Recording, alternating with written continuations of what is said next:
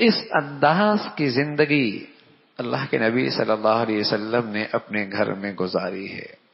اس لیے بھائی قرآن نے کیا کہا ہے، جب آپ کھانا کھاتے ہیں نا تو اپنے کپڑوں کے اوپر رومال تولیہ رکھ دیتے ہیں اور تھوڑی سی آستینیں اوپر کر لیتے ہیں، تھوڑی سی آستینیں اوپر کر لیتے ہیں، کہیں ایسا نہ ہو کوئی سالن ان کپڑوں پہ گر جائے، داغ لگ جائے. ایسے ہی کرتے ہیں.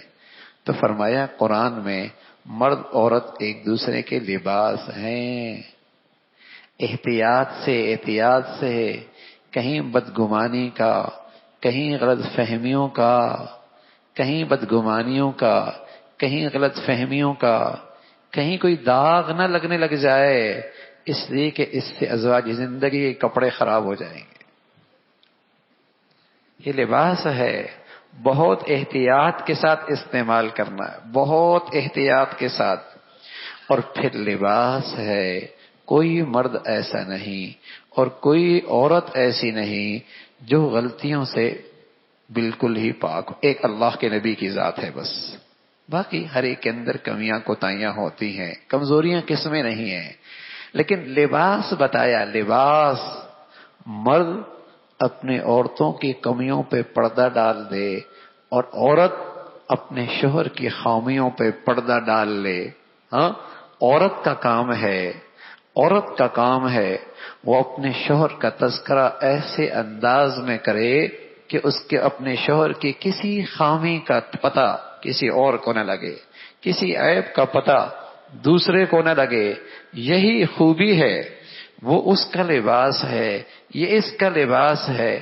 اور لباس زینت کا باعث ہے. عورت کی زندگی ایسی باوقار اور باحیا اور با اخلاق ہو، وہ اپنے شوہر کے لیے زینت کا باعث ہو، اور شوہر کی زندگی ایسی ہو وہ اپنی اہلیہ کے لیے زینت کا باعث ہو. یہ خوبصورت ازواجی زندگی ہے. پھر اس کا انتہا کیا ہے؟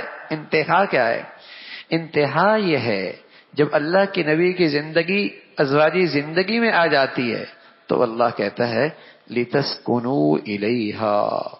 پھر شوہر اپنی اہلیہ کے پہلو میں سکون پاتا ہے اور اہلیہ اپنے شوہر کے پہلو میں سکون پاتی ہے.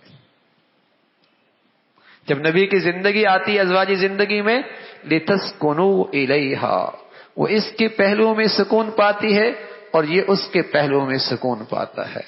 ورنہ تو بھائی باہر ٹینشن کم ہوتی ہے، گھر آتی ٹینشن بڑھ جاتی ہے.